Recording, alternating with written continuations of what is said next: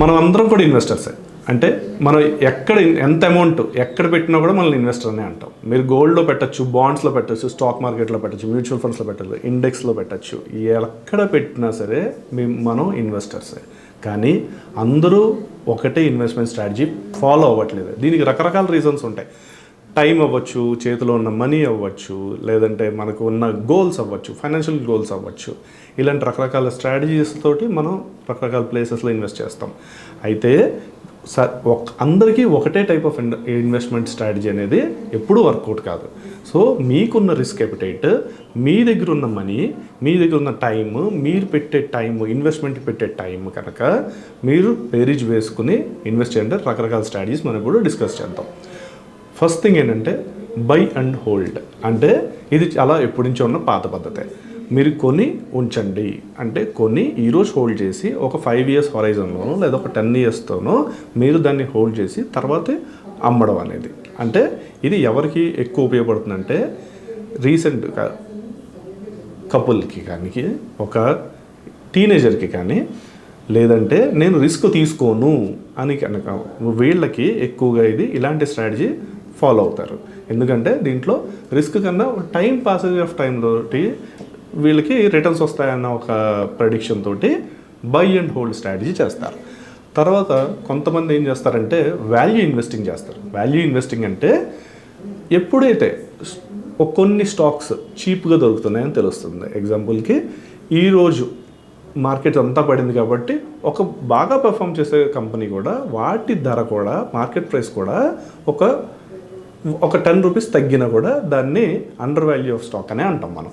అలాంటి స్టాక్స్ని ఏరుకొని కొంతమంది ఇన్వెస్ట్ చేస్తారు. అంటే ఎప్పుడైతే ఎగ్జాంపుల్ ఒక పెద్ద బ్యాంక్ ఉంది, అది 700లో ట్రేడ్ అవుతుంది, అది ఏదో మొత్తం మార్కెట్ కరెక్షన్ వచ్చి అది కూడా ఒక 530 రూపీస్కో 630 రూపీస్కో వచ్చినప్పుడు ఆ డిఫరెన్స్ ఉంది కాబట్టి మళ్ళీ అక్కడికి వెళ్తుందని ప్రెడిక్ట్ చేస్తూ ఇక్కడ ఇన్వెస్ట్ చేసి అంటే లో వాల్యూ స్టాక్స్లో, లో వాల్యూడ్ అంటే వాల్యూషన్ తగ్గిన స్టాక్స్, ఇలాంటి వాటిలో ఇన్వెస్ట్ చేసేవాళ్ళని వాల్యూ ఇన్వెస్టింగ్ అంటారు. అయితే ఈ వాల్యూ ఇన్వెస్టింగ్లో ఇంకొక యాంగిల్ ఏంటంటే కొన్ని స్టాక్స్ అంటే వాటి సామర్థ్యం కన్నా తక్కువలో ట్రేడ్ అవుతూ ఉంటాయి. రకరకాల రీజన్స్ ఉంటాయి దానికి. సో ఇలాంటి స్టాక్స్ని వాళ్ళు కొంచెం ముందే ప్రెడిక్ట్ చేసి మేనేజ్మెంట్ బాగుందనో, వర్క్ ఆర్డర్స్ బాగా వచ్చాయనో, ఫ్యూచర్ బాగుందనో ఇలాంటి ప్రొడిక్షన్ తోటి కొంతమంది అలాంటి స్టాక్స్ని వాల్యూ చేస్తారు. వీళ్ళనే ఏమంటామంటే మనం వాల్యూ ఇన్వెస్టింగ్ అంటే వాల్యూ పెరుగుతుంది, మేబీ షార్ట్ టర్మ్ అవ్వచ్చు, లాంగ్ టర్మ్ అవ్వచ్చు. ఇలాంటి ప్రొడిక్షన్తో చేసేవాడిని వాల్యూ ఇన్వెస్టింగ్ అంటారు. ఇంకోళ్ళు గ్రోత్ ఇన్వెస్టింగ్.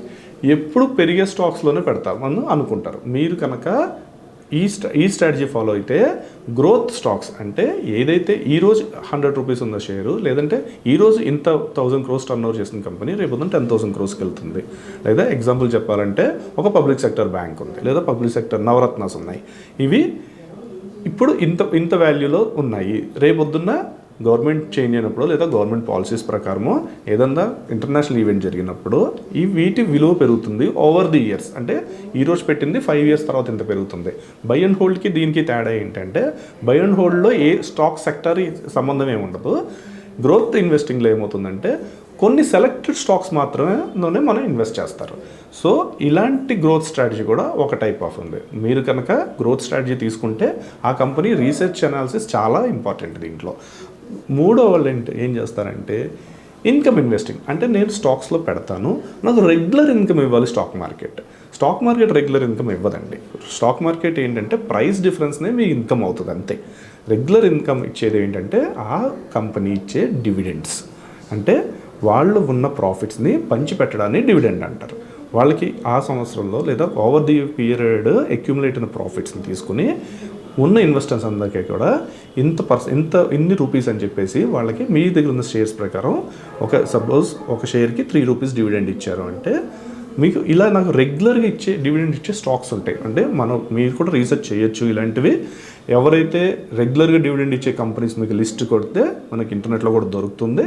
కొంతమంది మీరు కనుక రెగ్యులర్ ఇన్కమ్ కోసం చూస్తాను అంటే కనుక ఇందులో ఉంటుంది. అయితే దీంట్లో క్యాచ్ ఏంటంటే ఆ ఇన్కమ్ మీ హ్యాండ్స్లోనే ట్యాక్స్ అవుతుంది. అంటే ఆల్మోస్ట్ 30% ట్యాక్స్ ఆ ఇన్కమ్ మీద పడుతుంది. సో ఇలాంటి స్ట్రాటజీలో మీరు ఉంటే కనుక ఇలాంటి స్టాక్స్ సెలెక్ట్ చేసుకోవచ్చు. తర్వాత అది వచ్చేసరికి ఇండెక్స్ ఇన్వెస్టింగ్.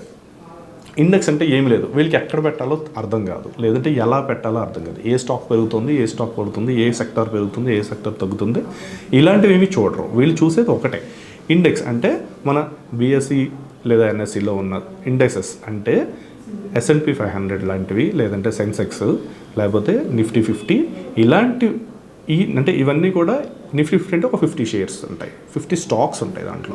ఆ 50 స్టాక్స్ని మిమిక్ చేస్తారు వీళ్ళు. అవే 50 స్టాక్స్ లేదంటే అవే ఆ 50లో కనీసం 10 స్టాక్స్ వీళ్ళు హోల్డింగ్ ఉంటాయి. ఒక్కొక్క షేర్ కొనే వాళ్ళు కూడా ఉన్నారు దీంట్లో.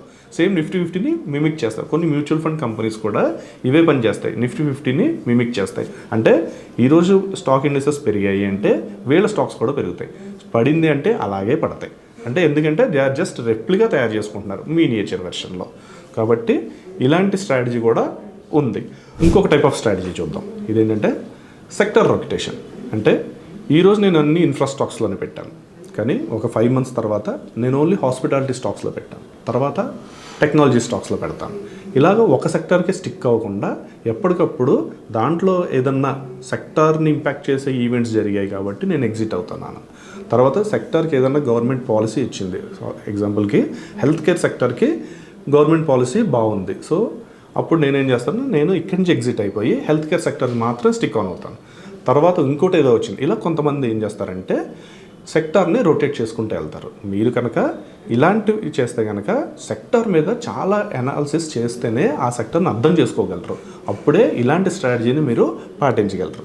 తర్వాత వచ్చేసరికి మార్కెట్ టైమింగ్ ఈజ్ ఇంపార్టెంట్. అంటే మార్కెట్ టైమింగ్, ఈరోజు మార్కెట్ ఇలా ఉండబోతోంది అని ప్రెడిక్ట్ చేసి, అంటే గ్లోబల్ క్యూస్ ఉంటాయి, ఇంటర్నేషనల్గా ఏదో జరిగింది, సో దీని ఇంపాక్ట్ ఇండియా మీద ఎంత పడుతుంది, లేదా ఇండియన్ స్టాక్ మార్కెట్ మీద ఎంత పడుతుంది, ఆ ఉద్దేశంతో ప్రెడిక్ట్ చేసుకుని ఆ టైమింగ్ని యూస్ చేసుకుని కొంతమంది షార్ట్ సెల్లింగ్ లేదంటే బయ్యింగ్ చేస్తూ ఉంటారు.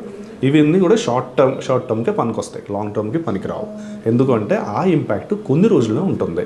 సో ఇలాంటి స్ట్రాటజీస్ మీరు కనుక పాటిస్తే దానికి కూడా అనాలిసిస్, ప్రెడిక్షన్ చాలా ఇంపార్టెంట్. ప్రెడిక్షన్ ఎలా చేస్తున్నారు అంటే గ్లోబల్ క్యూస్ మీద ఆధారపడి ఉంటుంది.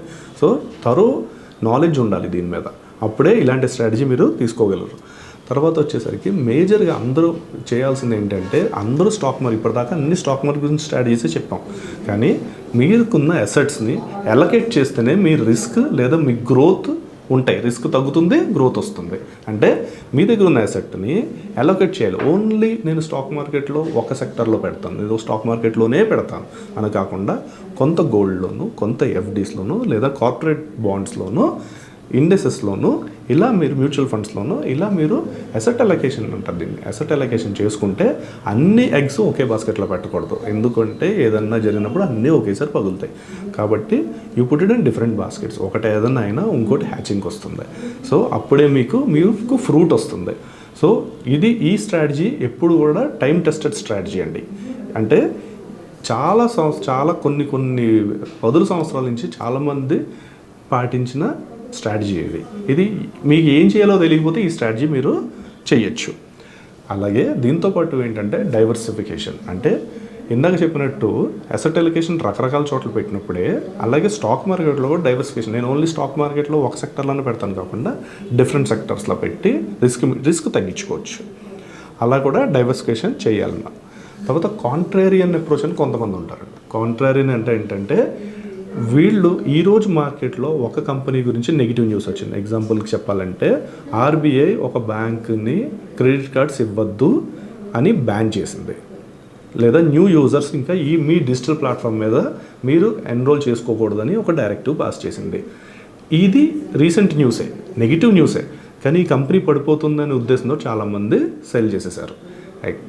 కానీ చూడాల్సింది ఏంటి అంటే, ఈ కంపెనీ ఎప్పుడు స్టార్ట్, లేదా ఆ బ్యాంక్ ఎప్పుడు స్టార్ట్ అయింది, దాని ఫండమెంటల్స్ ఎలా ఉన్నాయి, దాని బ్యాలెన్స్ షీట్ ఎలా ఉంది, కొత్తగా ఇంకేమైనా చేస్తుందా, అసలు రీజన్ ఎందుకు, వాళ్ళ రీజన్ ఎందుకు పడిపోయిందంటే వాళ్ళు ఆడిట్, ఆర్బీఐ నిర్వహించిన ఒక ఐటీ ఆడిట్, అంటే ఇన్ఫర్మేషన్ టెక్నాలజీ ఆడిట్ని వాళ్ళు ఫెయిల్ అయ్యారు, అది మీట్ అవ్వలేదు అంతే. అంటే దాన్ని రేపొద్దున మళ్ళీ ఆ ఇన్ఫ్రాస్ట్రక్చర్ని బిల్డ్ చేసుకుంటే వీళ్ళు మళ్ళీ ఉంటాయి. అంటే ఇది షార్ట్ టర్మ్. సో ఇలాంటి ఏమన్నా న్యూస్లు వస్తే కనుక అప్పుడు మీరు అమ్మడమా కొండమా అనేది ఆలోచించి స్ట్రాటజీ ఫామ్ చేసుకోవాలి. ఇవి మనం రకరకాల డిఫరెంట్ స్ట్రాటజీస్ ఫామ్ చేసుకునే ఇన్వెస్ట్మెంట్ చేయాలి. ఏది ఒకటే చేస్తాను నేను అని మాత్రం అనుకోకూడదు. సో ఇలాంటి రకరకాల స్ట్రాటజీస్ ఉన్నాయి. So keep investing, keep growing.